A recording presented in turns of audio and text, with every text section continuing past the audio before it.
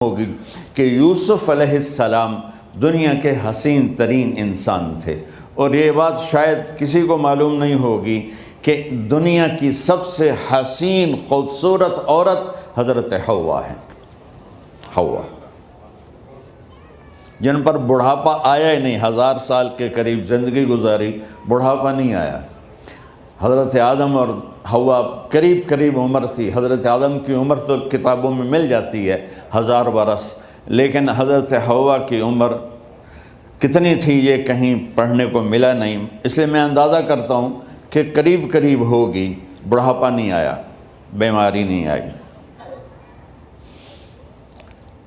और हज़रत हव्वा को मेंसेस भी नहीं आते थे। ये अजीब बात आपको बताऊँ, अल्लाह ने इतना जन्नत का उनके अंदर नमूना रखा।